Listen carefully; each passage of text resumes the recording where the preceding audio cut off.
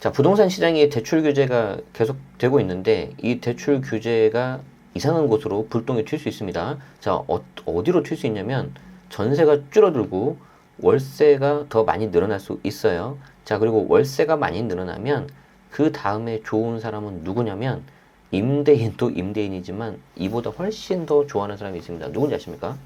바로 정부입니다. 월세에 대해서는 과세하기가 엄청 쉬워지거든요. 월세에 대해서 과세가 더 늘어나면 임대인들은 또 어떻게 되겠습니까? 다시 월세를 또 올리겠죠. 월세에 대한 부담이 임차인들 입장에서 더 커지겠어요? 줄어들겠어요? 더 커지겠죠. 자, 그리고 그에 따라서 월세가 어느 정도 세팅이 되면 항상 부동산 가격은 수익률에 맞춰가지고 가격이 대략 정해지거든요. 그러면 그 가격이 어떻게 보면 전세가 있는 것보다 더 탄탄하게 딱 굳어져가지고 안 내려올 수도 있어요. 그럼 궁극적으로 가서는 어떤 방향으로 되냐면 이제 내 집 마련하는 게 더 힘들어질 수 있다는 거죠. 왜? 내가 월급을 한 달에 300, 400 정도 받았는데 월세를 과거에는 100만 원만 내면 됐어. 근데 그게 한 150 정도 늘어나면은 흔히 말한 가처분 소득이라고 하죠. 내가 받은 월급에서 이것저것 다 떼고 실제 쓰는 돈, 가처분 소득이 그만큼 줄어들겠죠. 암울하죠. 지금 이미 다른 유럽이나 미국 이런 그런 나라들은 전세가 없는 나라에서는 벌어지고 있는 일입니다. 서울 파이낸스 기사 11월 21일 기사를 가져왔어요. 박소다 기자님이 작성해 주셨네요. 서울 아파트 전월세 거래 중 월세 비중이 무려 44%. 대출 규제 강화 발표 이후 월세 거래 값 치솟고 있다. 주거 선호 높은 단지에서는 몇십 %씩 월세가 뛰기도 한다. 이제 이걸 보면 여러분들이 가끔 이제 오해하실 수 있어요. 아니, 우리 청구권도 있고 그런 거 있기 때문에 5%만 해야 되는 거 아니냐. 아니, 그거는 한 번이죠, 한 번. 그리고 상생임대 같은 경우도 한 번이고.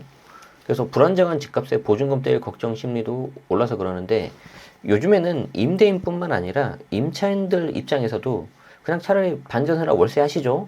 이런 경우도 많이 있다고 해요. 하도 이제 전세 사기 이런 것들이 문제가 되니까. 자, 볼게요. 대출 규제에 따라서 전세 수요가 월세 시장으로 밀려나는 풍선 효과가 나타나고 있는데 이 대출 규제가 이제 전세까지도 들어가기 때문에 그렇습니다. 전세에 대해서도 DSR을 고려해야 된다 뭐 이런 말들도 나오고 있죠. 특히 이 중에서 서울 아파트는 지속되는 전세값 상승에 자금이 상대적으로 부족한 실수요자들이 월세 시장에 유입되고 있다. 이제 이거는 안타까운 케이스예요. 전세 사기가 무서워서 자발적인 전세에서 월세로 가는 경우도 물론 있는데 오히려 나는 전세로 가고 싶은데 자금이 부족하다는 거죠.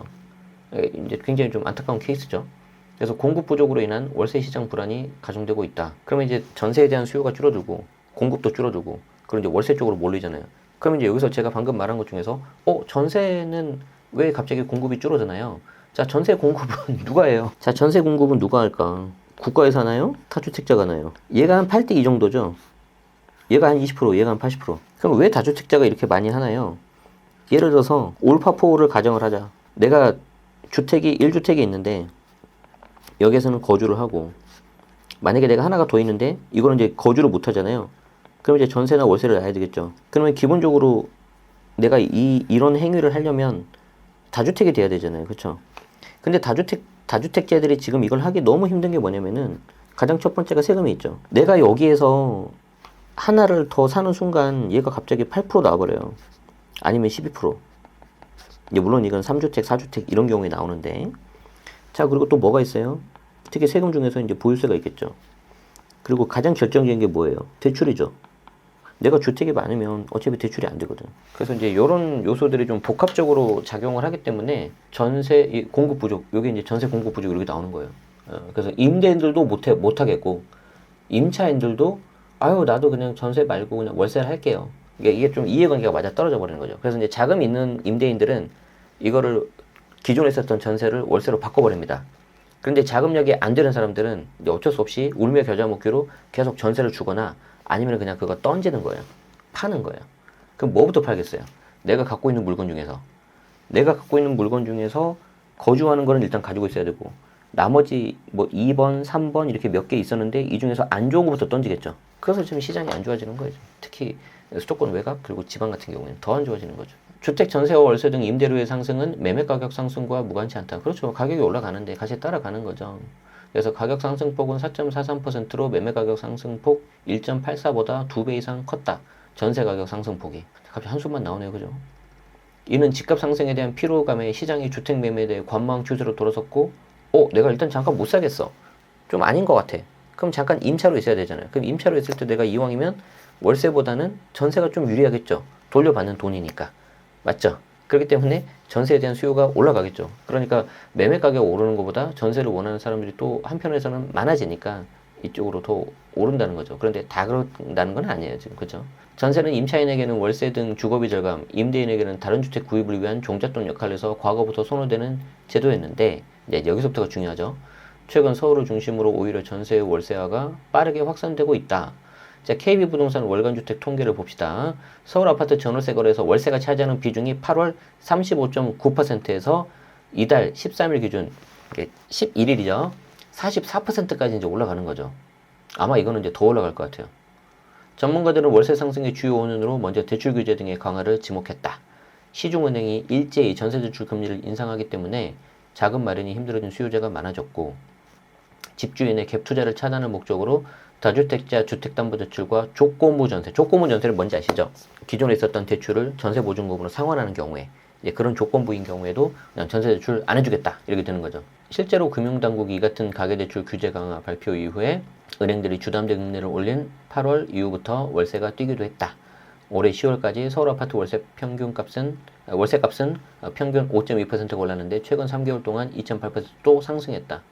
자, 권대중 교수님은 이에 대해서 뭐라고 말씀하셨냐면, 정부가 대출 규제를 강화하니까 아파트 매매 대기 수요가 위축되고 전세자금 대출금리 상승 등의 영향으로 전세대출 월세로 선호하는 임대 수요가 늘었다. 윤지혜 팀장님은 또 뭐라고 하셨냐면, 최근 월세가 급등하니까 전세가를 밀어 올리거나 전세가가 오르면 월세로 이전하는 형태가 계속 반복되고 있다. 왜냐하면 전세하고 월세는 서로 이제 변환율이라는 게 있어서, 이게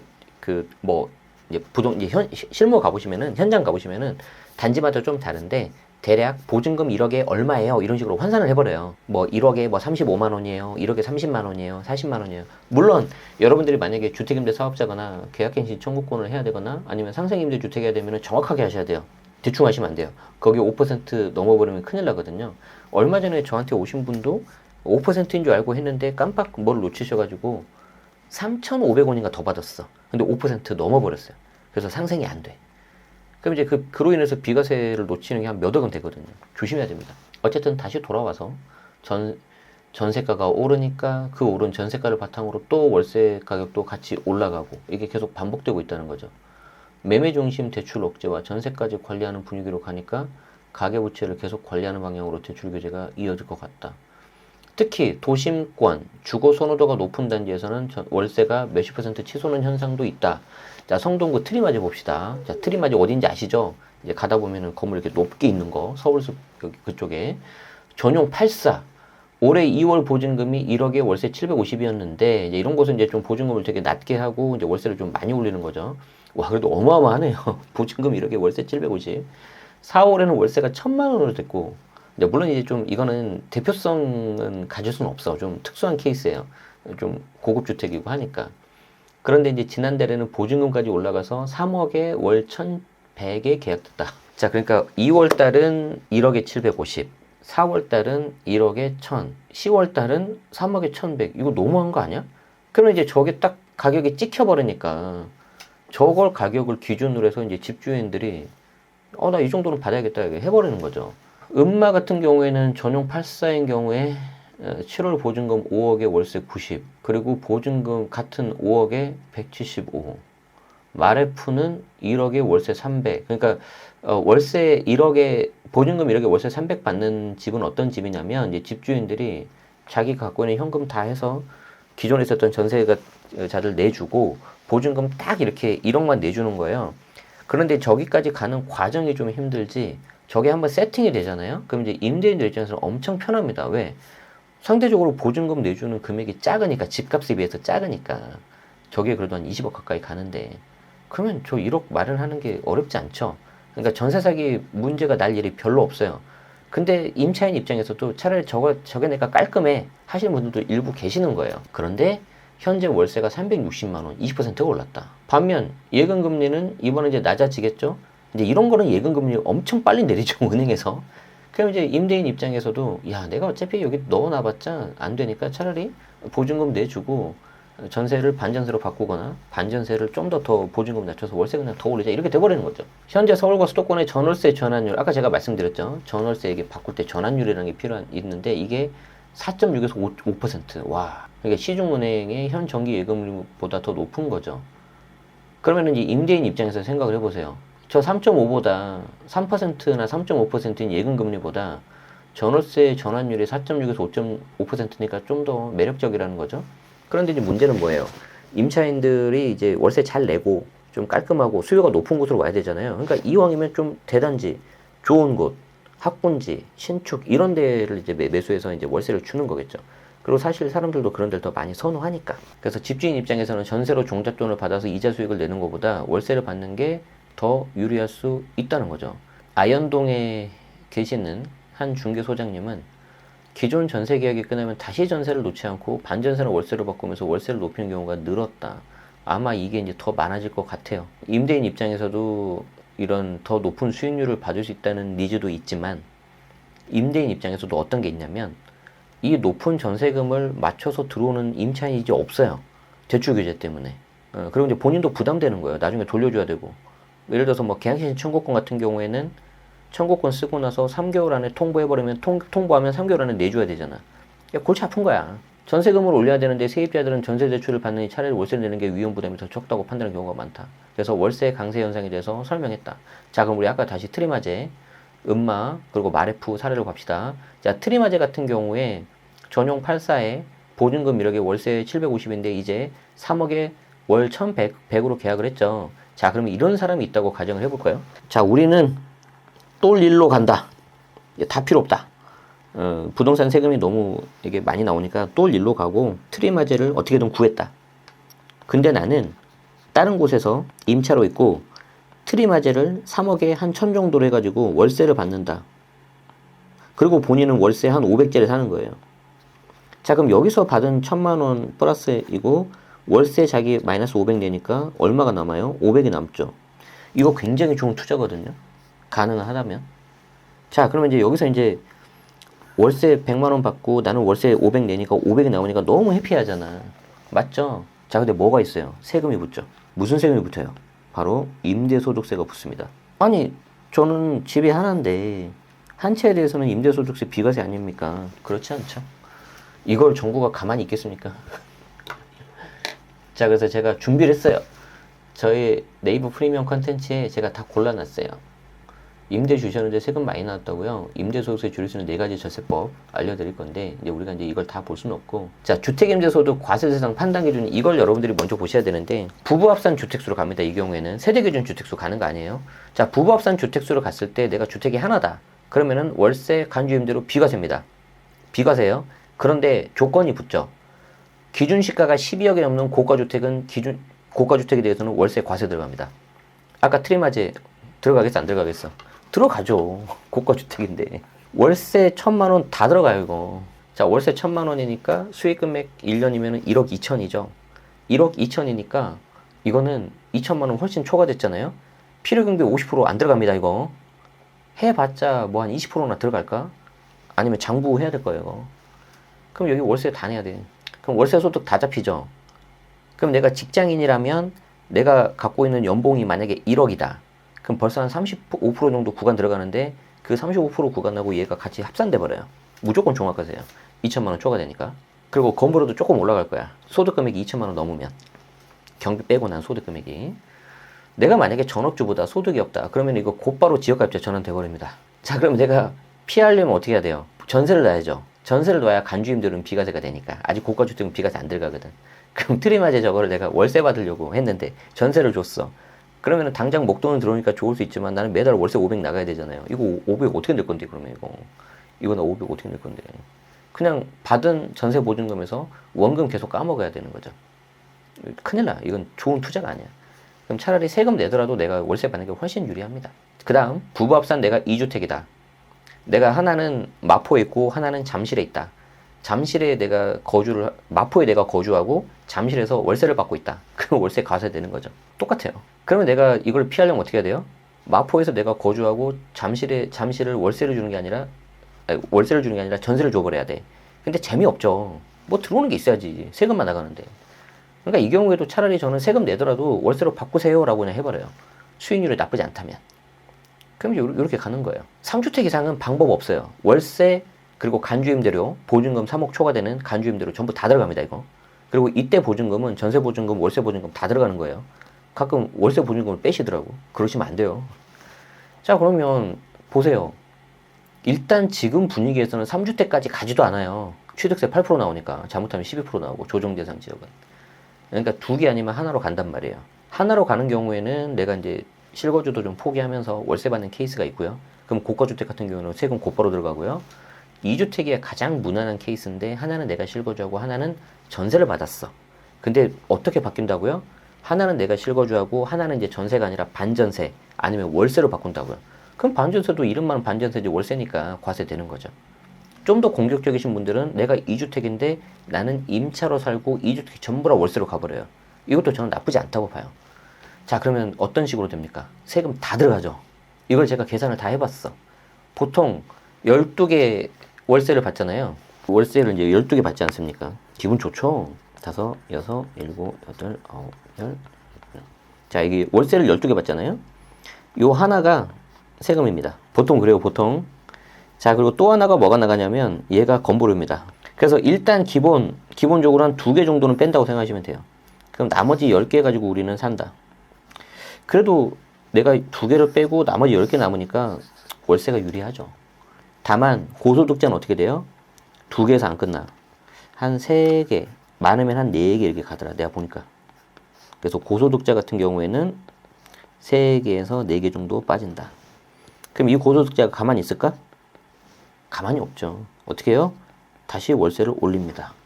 이게 악순환이 되는 거야.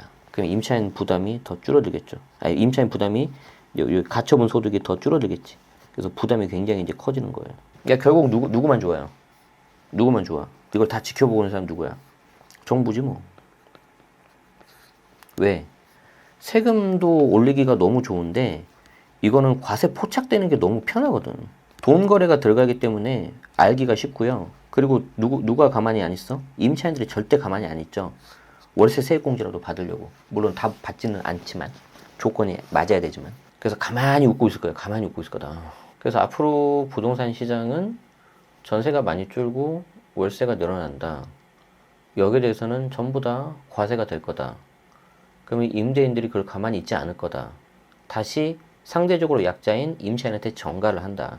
그럼 양극화는 어떻게 되겠어요? 더 벌어지겠죠. 그 예상되는 시나리오예요. 근데 정부 입장에서도 어떻게 보면 이제 뒤에서 이렇게 웃을지 모르겠지만 또 앞에서는 그렇게 할 수 없잖아요. 그렇기 때문에 어떻게 하면 돼요? 전세 사기 방지. 그리고 이제 뭐 선진금융제도 도입. 사실 이 전세라는 게 어마어마한 개인 사금융 아닙니까? 무이자로 쓸 수 있는. 그러니까 OECD 같은 데에서 엄청 공격을 한대요. 너희도 굉장히 후진국 아니냐. 정부 입장에서도 할 말 없는 거죠. 그럼 이제 없앨 명분이 생기는 거죠.